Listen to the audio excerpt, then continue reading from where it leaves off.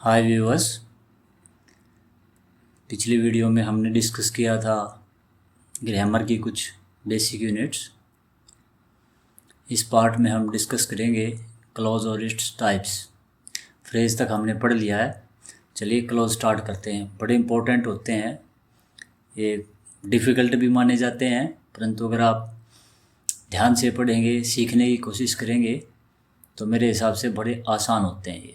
ठीक है, चलिए स्टार्ट करते हैं। Clause and its types. पहले क्लॉज की डेफिनेशन कर लेते हैं। क्लॉज होता क्या है? एक क्लॉज को हिंदी में बात करें तो वाक्यांश बोलते हैं।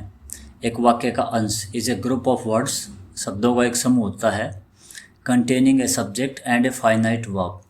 अब सब्जेक्ट तो सबको समझ में आ गया हुआ, सब्जेक्ट क्या चीज़ है सबको पता है, वाक्य में कर्ता होता है।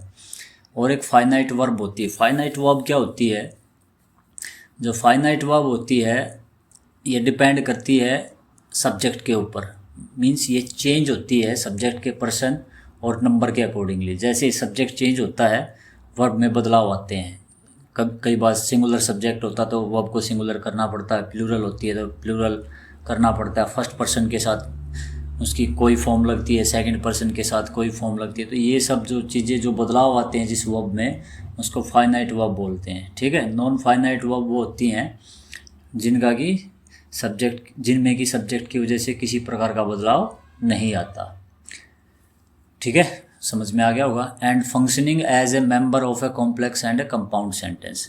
क्लॉज की डेफिनेशन में ये बड़ी इंपॉर्टेंट बात है, क्योंकि यह फंक्शन करता है, एक पार्ट होता है किसका, एक कॉम्प्लेक्स का या एक कंपाउंड सेंटेंस का। कॉम्प्लेक्स या कंपाउंड सेंटेंस का मतलब यहाँ पे मैं डिटेल में नहीं बताऊँगा। मतलब यही है कि जिसमें कम से कम कोई भी सेंटेंस जिसमें कम से कम 2 क्लॉज तो हों। अगर 2 क्लॉज नहीं है तो फिर वो सिंपल सेंटेंस बन जाएगा और हम क्लॉज को डिफाइन नहीं कर पाएंगे। वहाँ पे क्लॉज तभी बनती है जब सेंटेंस या तो कम्प्लेक्स हो या कंपाउंड हो, मतलब किसी लिंकर से जुड़ी हुई हो। यहाँ देखिए जैसे एग्जाम्पल में I can't cook very well. एक तो देखो यहाँ से यहाँ तक अगर हम बात करें वेल तक, यहाँ तक, तो एक तो ये क्लॉज हो गई। दूसरी क्लॉज बट से स्टार्ट होती है और कहाँ तक जाती है, फुल स्टॉप तक। ठीक है, तो ये एक तरह का कंपाउंड सेंटेंस बन गया क्योंकि इसमें 2 क्लॉज हैं। ठीक है। कॉम्प्लेक्स या कंपाउंड सेंटेंस में क्या डिफरेंस है हम किसी सेपरेट वीडियो में जब टाइप्स ऑफ सेंटेंस डिस्कस करेंगे तब करेंगे। अभी बस इतना ही समझ लो कि कोई भी सेंटेंस जिसमें 2 क्लॉज हो या उससे ज़्यादा हो वो कॉम्प्लेक्स या कंपाउंड होगा, ये तो डेफिनेट है। ठीक है, तो यहाँ तक वेल तक एक क्लॉज बन गई। दूसरी clause but I make quite good pancakes, दूसरी क्लॉज ये हो गई।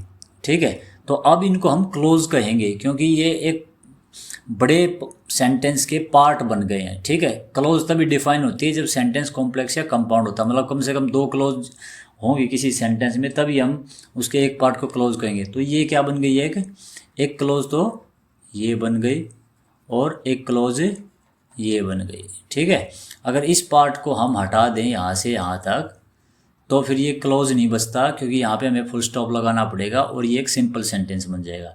मतलब सिंपल सेंटेंस भी क्लोज जैसा ही होता है, परंतु उसको क्लोज नहीं कह सकते हम। क्यों?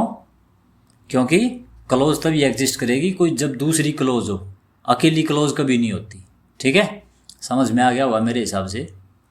दूसरा देखिए, I will get you some stamps. एक तो क्लोज यहाँ तक बन गई ये वाली और दूसरी ये वाली। ठीक है, तो समझ में आ गया होगा कि क्लोज क्या चीज़ होती है। क्लोज पार्ट होता है किसी कॉम्प्लेक्स या कंपाउंड सेंटेंस का। ठीक है, क्लियर है? चलिए आगे बढ़ते हैं। अब देख लेते हैं क्लोज की हायरार्की क्या होती है। सबसे ऊपर क्लोज है। ठीक है, इसके बाद क्लोज की 2 टाइप्स आ जाती हैं। इंडिपेंडेंट, मतलब जो अपने मीनिंग के लिए किसी पर डिपेंड नहीं करती, आगे डिस्कस करेंगे हम। डिपेंडेंट या सबऑर्डिनेट, जिसको अपने कंप्लीट मीनिंग के लिए किसके ऊपर, इंडिपेंडेंट क्लॉज पे डिपेंड होना पड़ता है। ठीक है, ये अकेले एग्जिस्ट नहीं करती। ये अकेले एग्जिस्ट कर जाएगी, इसका अकेले का मीनिंग होगा, परंतु इसका अकेले का पूरा मीनिंग नहीं निकलेगा। ठीक है, डिस्कस करेंगे एक एक करके, सारी चीज़ समझेंगे हम। बस थोड़ा अभी एक जो मोटा मोटा ज्ञान होता है मोटी मोटी नॉलेज होती है वो ले लीजिए। अब सबऑर्डिनेट क्लॉज को डिवाइड करें तो हम सबऑर्डिनेट क्लॉज 3 तरह की होती हैं, नाउन क्लॉज, एडजेक्टिव या रिलेटिव क्लॉज बोल देते हैं, दोनों का एक ही नाम है, एडजेक्टिव और रिलेटिव क्लॉज और एडवर्बियल क्लॉज। ठीक है, अब आगे देखेंगे कि ये कैसे बनती हैं। ठीक है, बड़ी आसान है। फिर आगे फर्दर अगर इसका कैटेगराइजेशन करें तो एडजेक्टिव क्लॉज है, 2 क्लॉज में जाती है, डिफाइनिंग क्लॉज और नॉन डिफाइनिंग क्लॉज। ये भी पढ़ेंगे क्या चीज़ है, आइए देख लेते हैं एक एक करके सारी चीज़ें। परंतु क्लॉज बनाने के लिए हमें क्या चाहिए, what do we need to introduce a clause. एक क्लॉज को स्टार्ट करने के लिए या प्रदर्शित करने के लिए या एक वाक्य में यूज़ करने के लिए हमें किस चीज़ की ज़रूरत पड़ेगी। अगर हम इंट्रोड्यूस कर रहे हैं क्लॉज को, क्लॉज के लिए हमें कंजक्शंस की ज़रूरत पड़ेगी। कंजक्शंस के बारे में आपने पढ़ा भी होगा, नहीं पढ़े हैं तो हम पढ़ेंगे आगे जब हम पार्ट्स ऑफ स्पीच करेंगे। कंजक्शन देखिए 2 प्रकार की होती हैं, कोऑर्डिनेट और दूसरी क्या है, पहली कोऑर्डिनेट है, दूसरी सबऑर्डिनेट है। क्या होती है, सबऑर्डिनेट। ठीक है, अभी जानकारी के लिए बता देता हूँ कि कोऑर्डिनेट कंजक्शन जो है वो इंडिपेंडेंट क्लॉज बनाती हैं और सबऑर्डिनेट कंजक्शन क्या बनाती हैं, डिपेंडेंट क्लॉज। ठीक है, ये क्या होती हैं देखेंगे। या फिर इसकी जगह पे हमें रिलेटिव प्रोनाउन की ज़रूरत पड़ेगी। रिलेटिव प्रोनाउंस क्या होते हैं, आपने पढ़ा भी होगा, हु, whom, what, which और दैट। इनके बारे में आपने पढ़ा भी होगा प्रोनाउंस में, नहीं पढ़ा है तो पढ़ेंगे, पार्ट ऑफ स्पीच करेंगे तब। ये प्रोनाउन होते हैं, परंतु जब ये किसी 2 क्लॉज को जोड़ते हैं तो ये एक तरह से कंजक्शन का भी काम करते हैं। ठीक है, एक तरह से जोड़ने का भी काम करते हैं। प्रोनाउन होते हैं, there is no doubt about that, क्योंकि ये किसी नाउन की जगह पे यूज़ होंगे, नाउन के लिए यूज़ होंगे, परंतु जब ये लिंकर का भी काम करते हैं तो ये कंजक्शन भी बन जाते हैं। इसके अलावा कंजक्टिव एडवर्ब्स होती हैं, कई बार आपने वाक्य की शुरुआत में देखा होगा, हाउएवर, नॉनदलेस, कंसिक्वेंटली। बताऊंगा मैं आपको कि कंजक्टिव एडवर्ब्स क्या होती हैं, इनका यूज़ कैसे करना है। ठीक है, बस ये याद रखिए अभी कि किसी क्लॉज को इंट्रोड्यूस करने के लिए हमें लगभग इन 3 चीज़ों की ज़रूरत पड़ती है, कंजक्शन, रिलेटिव प्रोनाउंस और कंजक्टिव एडवर्ब्स। ठीक है, अभी आगे देखेंगे कैसे इनकी ज़रूरत पड़ती है। इससे पहले कि मैं आगे बढ़ूं, मैं आपको थोड़ा एक कोऑर्डिनेट और सबऑर्डिनेट कंजक्शन के बारे में बता देता हूं। देखो, कोऑर्डिनेट कंजक्शन जो हैं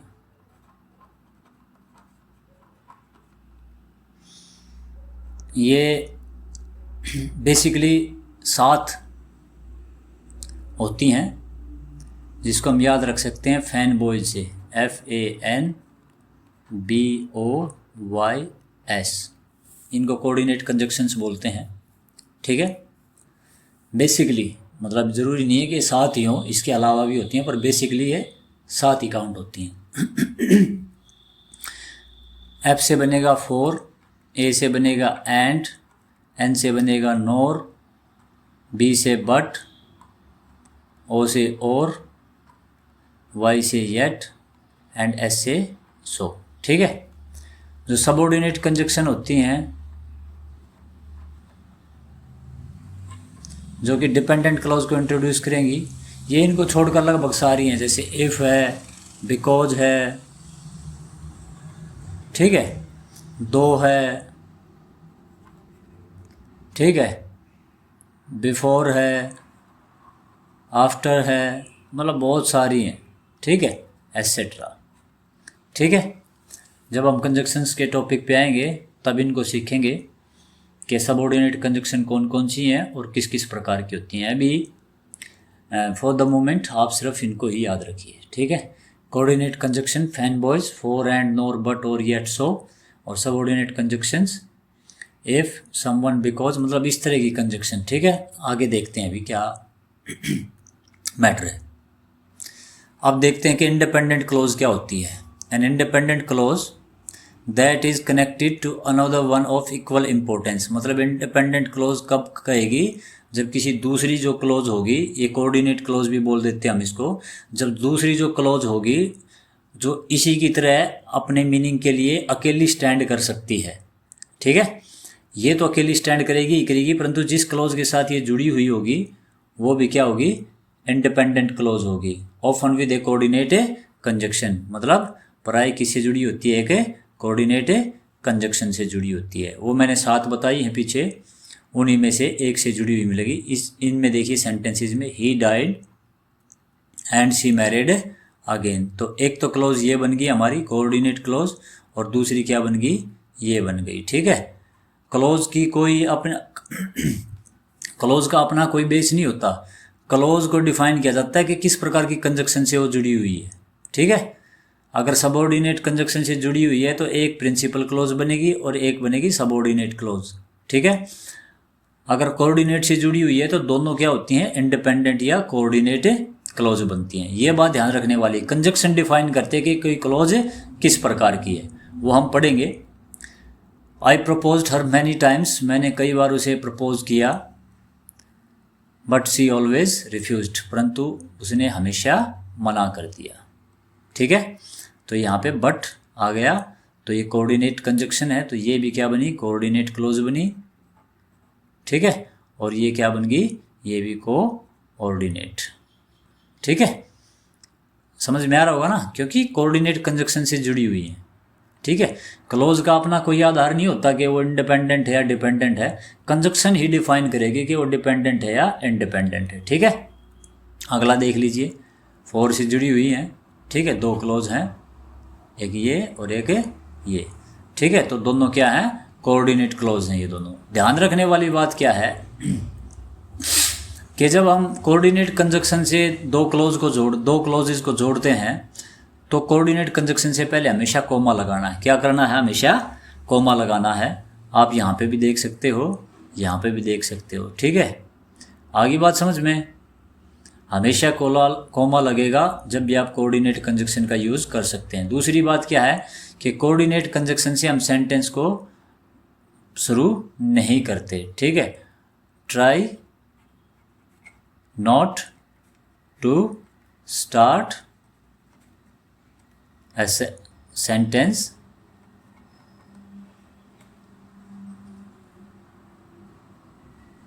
with coordinate conjunction। ठीक है, कभी भी कोऑर्डिनेट कंजक्शन से सेंटेंस को स्टार्ट करने की कोशिश मत कीजिए, जहां तक हो सके इसको बीच में ही यूज कीजिए। ठीक है, आ गई होगी इंडिपेंडेंट क्लोज आपको समझ में। देखो, बोलते हैं कि ये अपने आप में अपने अर्थ के आधार पर अकेली स्टैंड कर सकती है, ऐसा नहीं है। आपकी कंजक्शन ही डिफाइन करती है कि वो क्या है, कोऑर्डिनेट है या सबऑर्डिनेट है। बाकी उसके अंदर वर्ड्स चाहे कुछ भी लगे हो, उससे कोई मीनिंग नहीं पड़ता। वर्ड्स का अपना मीनिंग होता है, कोई डाउट नहीं इसमें। अगर हम इस सेंटेंस को अलग अलग करेंगे तो दोनों का अपना अपना मीनिंग निकलेगा। ठीक है, परंतु कंजक्शन ही डिफाइन करती है कि वो वाक्य किस प्रकार का है और जो क्लॉज है वो किस प्रकार की है। चलिए आगे बढ़ते हैं।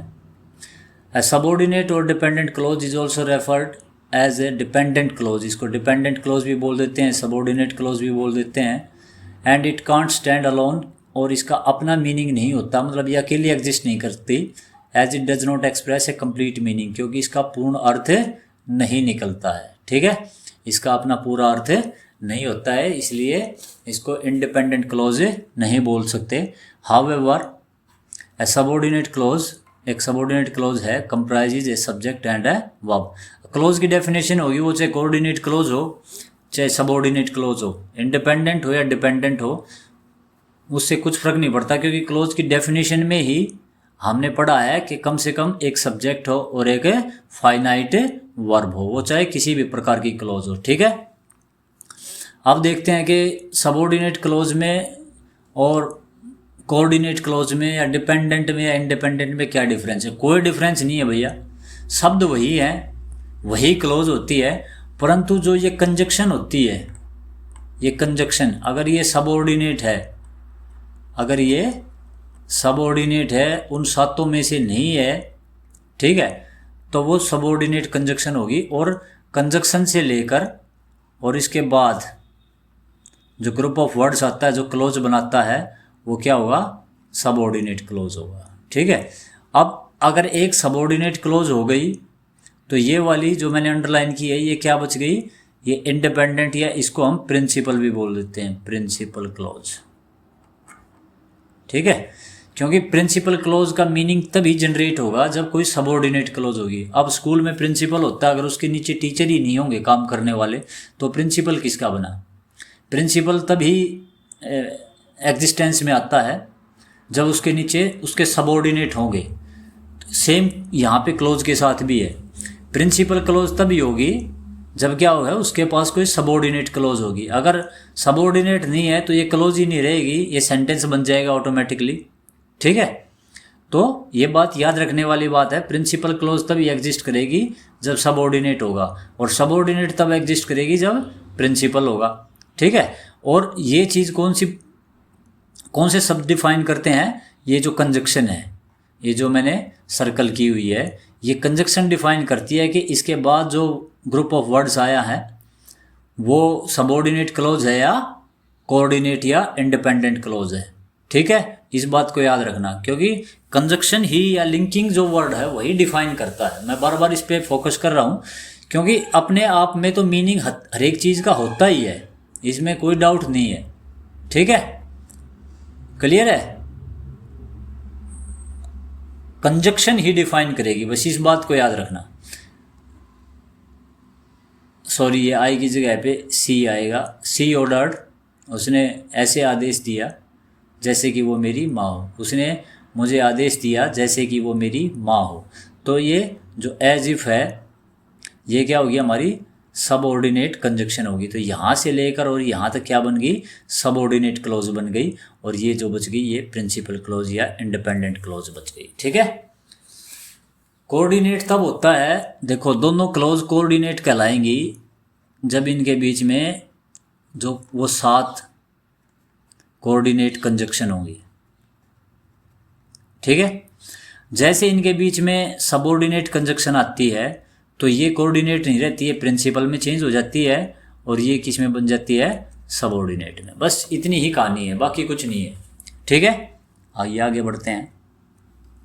अब देख लेते हैं कि सबऑर्डिनेट क्लोज जो है वो कितने टाइप्स की होती हैं। हमने ऊपर जो हायरार्किकल टेबल था उसमें भी पढ़ा था। नाउन क्लोज क्या है, देखो नाउन क्लोज तो होगी, ये तो आपको पता है क्लोज क्या होता है, जिसमें एक सब्जेक्ट या फाइनाइट वर्ब हो। अब इसको नाउन नाम दिया है तो ये क्या करेगी, ये फंक्शन करेगी एक नाउन का सेंटेंस में। किसका, एक नाउन का फंक्शन, नाउन फंक्शन, मतलब ये किसी नाउन की जगह पे काम करेगी, बस वही है। सिर्फ याद रखो नाउन क्लोज का मतलब क्या है, वो सेंटेंस में एक नाउन की जगह पे होगी, बस इतना ही है। बाकी डेफिनेशन के चक्कर में मत पड़िए, डेफिनेशन तो बहुत ही कॉम्प्लिकेटेड होती हैं, समझ में नहीं आती। सिंपल सी बात है, नाउन क्लोज का मतलब है सेंटेंस में वो किसी नाउन का काम करेगी, और सेंटेंस में कोई नाउन है वो 2 ही जगह पे यूज होती है, या तो सेंटेंस का सब्जेक्ट या सेंटेंस का ऑब्जेक्ट, बस, ठीक है। और किसी सेंटेंस में अगर नाउन को ढूंढना है तो हम उससे 3 क्वेश्चन करते हैं, हु से, होम से और व्हाट से। अगर आप वर्ब से इन 3 शब्दों से क्वेश्चन करोगे तो आपको सेंटेंस में नाउन मिल जाएगी, वो सब्जेक्ट की फॉर्म में हो या ऑब्जेक्ट की फॉर्म में हो। अब यहाँ पे देखो इस सेंटेंस में, what Alisha sad made her friends cry. अब यहाँ पे ये जो पूरा है ये एक नाउन के फंक्शन में है, क्योंकि ये वर्ब होगी, ये ऑब्जेक्ट हो गया, ठीक है। तो इस सेंटेंस का सब्जेक्ट क्या होगा, या तो नाउन हो या प्रोनाउन हो। किसी भी सेंटेंस का जो सब्जेक्ट है वो तो या तो नाउन हो सकता है या प्रोनाउन हो सकता है। तो इसका मतलब क्या है, व्हाट अलीशा सैड किसके फंक्शन में है, एक नाउन के फंक्शन में है, सब्जेक्ट के फंक्शन में है। तो ये कौन सी क्लोज होगी, नाउन क्लोज होगी। इसमें देखो एक तो सब्जेक्ट है, एक ये क्या है, वर्ब है, तो ये क्लोज हो गई।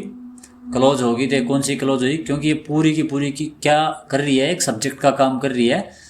ये इस वर्ब का जो है सब्जेक्ट, ये पूरी क्लोज है, ये पूरी क्लोज है। तो ये क्या होगी, एक नाउन क्लोज हो गई। आपको पता है सब्जेक्ट या ऑब्जेक्ट किसी वर्ब के नाउन या प्रोनाउन ही हो सकते हैं, ठीक है, तो ये नाउन क्लोज होगी। यहाँ पे देखो, what Megan wrote surprise her family, ठीक है, तो ये जो है इस वर्ब के सब्जेक्ट का काम कर रही है, और सब्जेक्ट नाउन या प्रोनाउन हो सकते हैं, तो ऑटोमेटिकली क्या होगी, नाउन क्लोज हो गई। How the boy behaved was not very polite. अब ये जो है इस वर्ब का सब्जेक्ट कहाँ है भैया, ये है पूरा subject, how the boys behaved, तो ये क्या होगी, नाउन क्लोज होगी। आपको समझ में आ गया होगा मेरे हिसाब से। नाउन क्लोज हमेशा नाउन का फंक्शन करेगी किसी सेंटेंस में, ठीक है।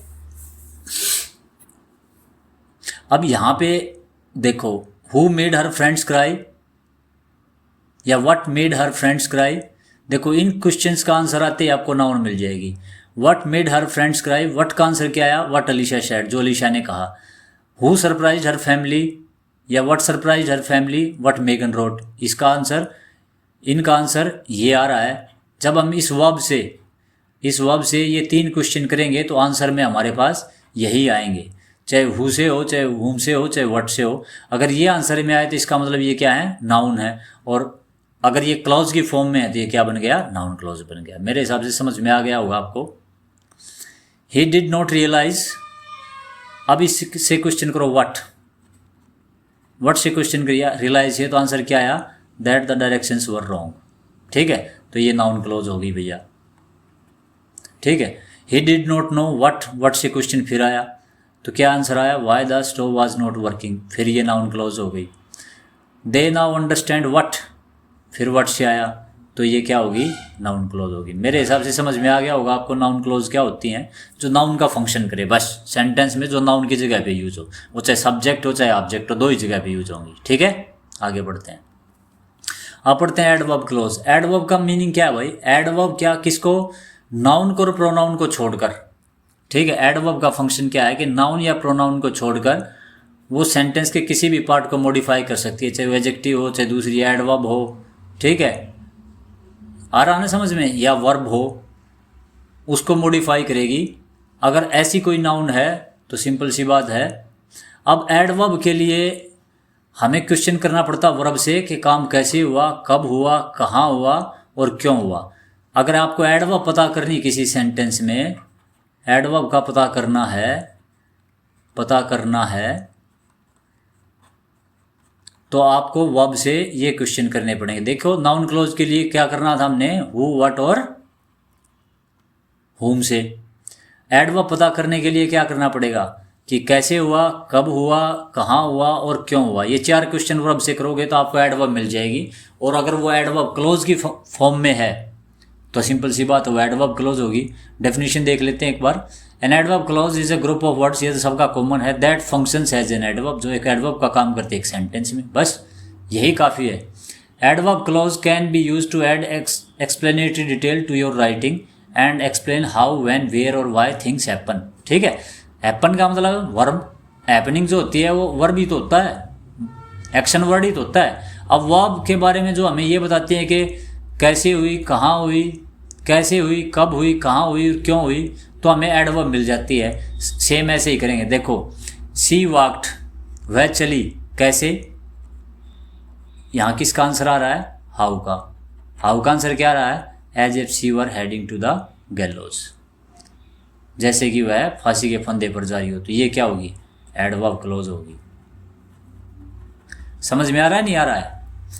वेरेवर देयर इज म्यूजिक, इसका मतलब क्या है, जहां, किसका आंसर आया, वेयर का। पीपल विल डांस वेयर, इसे क्वेश्चन करो तो आंसर क्या आया हमारे पास, ये आया, तो ये क्या बन गई, एडवर्ब क्लोज बन गई, ठीक है।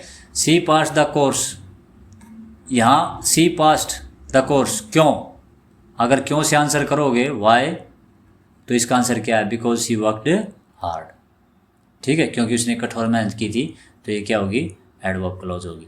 मेरे हिसाब से समझ में आ गया होगा आपको। नेक्स्ट पे चलते हैं। एडजेक्टिव क्लोज क्या करती है, एक एडजेक्टिव सेंटेंस में हमें क्या बताता है, एडजेक्टिव का काम होता है हमें बताना विच वन, नहीं, हाउ मच है, और हाउ मैनी।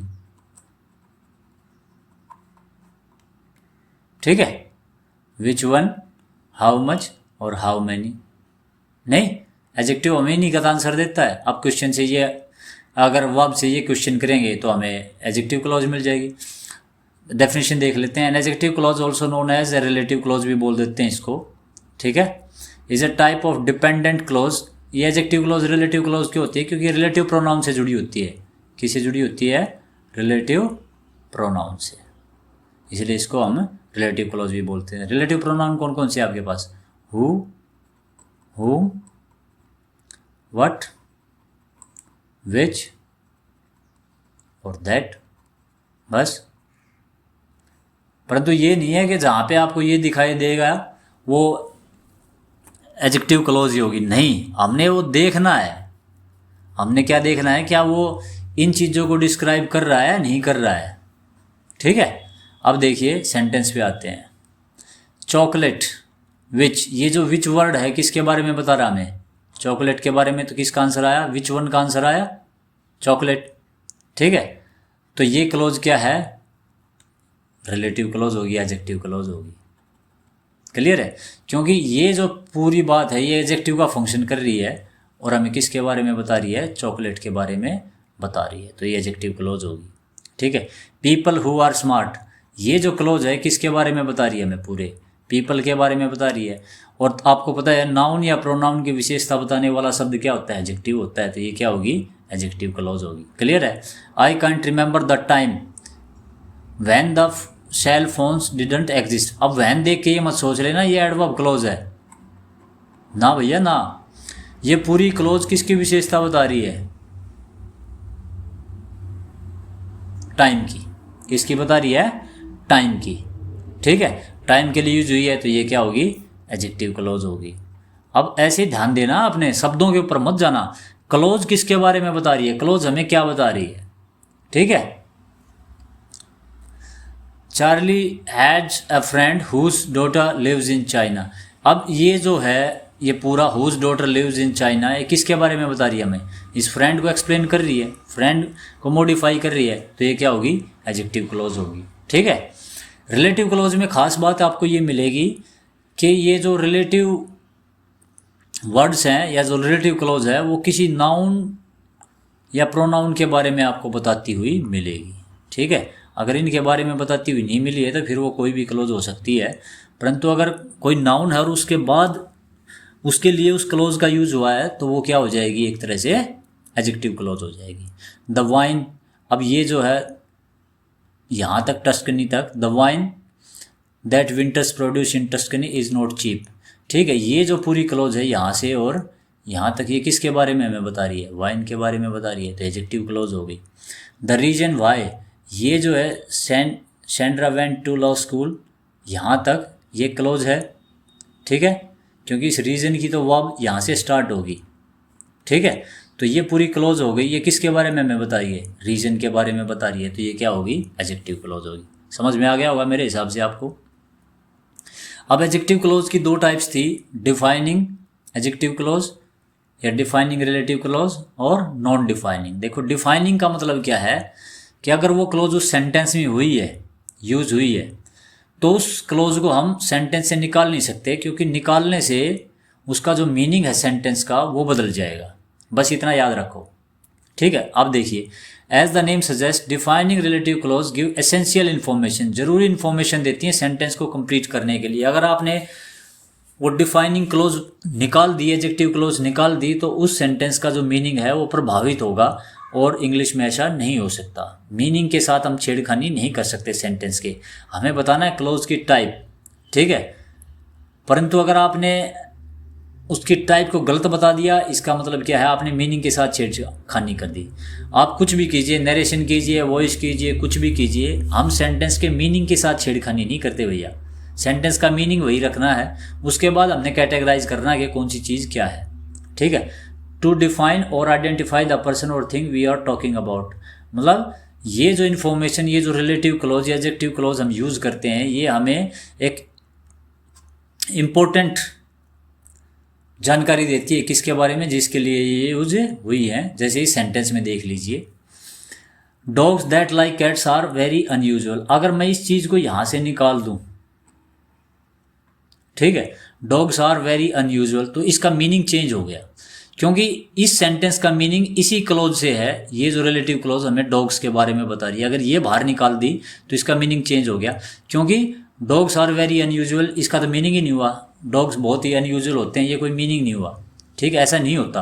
परंतु वो कुत्ते जो कि बिल्लियों को पसंद करते हैं वो काफ़ी अनयूजुअल होते हैं। अब समझ में आ गया कि इसको रखने से सेंटेंस का मीनिंग कुछ और होता है, और अगर इसको हम बाहर निकाल दें तो सेंटेंस का मीनिंग कंप्लीटली चेंज हो जाता है। तो डिफाइनिंग क्लॉज वो होती है, वो एडजेक्टिव क्लॉज जो कि एक सेंटेंस में एक एसेंशियल पार्ट अदा करती है। अगर उसको निकाल दिया तो सेंटेंस का मीनिंग चेंज हो जाएगा। देखो, children who hate chocolate are uncommon, अगर मैं इस चीज़ को निकाल दूँ यहाँ से तो इसका तो मीनिंग चिल्ड्रन आर अनकॉमन क्यों होते हैं भाई, अनकॉमन, मीनिंग चेंज हो गया ना। परंतु अगर ये सेंटेंस में है तो हमें मीनिंग समझ में आ रहा है कि वो बच्चे जो कि चॉकलेट को हेट करते हैं बहुत कम मिलते हैं। आगे बात समझ में मेरे हिसाब से आ गई होगी। They live in a house whose roof is full of holes. अब अगर मैं ये जो डिफाइनिंग क्लोज रिलेटिव क्लोज है जो इसी हाउस के बारे में बता रही है, अगर इसको निकाल दिया तो दे लिव इन ए हाउस, इसमें तो सभी रहते हैं, परंतु यहाँ पे हाउस के बारे में एसेंशियल इन्फॉर्मेशन कौन सी चीज़ दे रही है हमें, ये दे रही है, तो हमें मीनिंग चेंज नहीं करना भैया, ठीक है। अब शायद और एग्जांपल कराने की जरूरत नहीं, आप इनको खुद देख सकते हो और समझ भी सकते हो मेरे हिसाब से, ठीक है। अब नॉन डिफाइनिंग देख लेते हैं। अब ये डेफिनेशन आप पढ़ लेना, मैं आपको मोटा मोटा इसके बारे में बता देता हूँ। जो समझने वाली बात है कि नॉन डिफाइनिंग जो रिलेटिव क्लॉज है वो एसेंशियल पार्ट नहीं होती, वो एक एक्स्ट्रा इन्फॉर्मेशन देती है हमें। किसके बारे में, उस नाउन या प्रोनाउन के बारे में जिसके लिए वो यूज हुई है।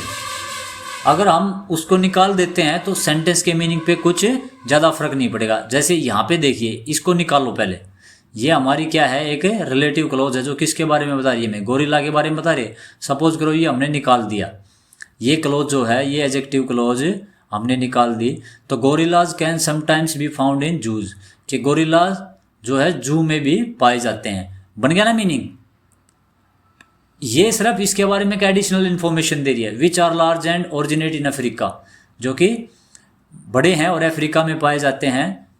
अगर इस पार्ट को हमने निकाल दिया तो इस सेंटेंस का भी पूरा मीनिंग बनता है, gorillas can sometimes be found in zoos. Simple सी बात है। बस ये जो क्लोज है, ये जो नॉन डिफाइनिंग है, ये हमें एक एक्स्ट्रा इन्फॉर्मेशन दे रही है किसके बारे में, गोरिल्ला के बारे में। और याद रखना, जो नॉन डिफाइनिंग क्लोज होती है वो किसके अंदर रखी जाती है, कोमास के अंदर। जो डिफाइनिंग क्लोज मिलेगी आपको उसमें कोमा नहीं होते।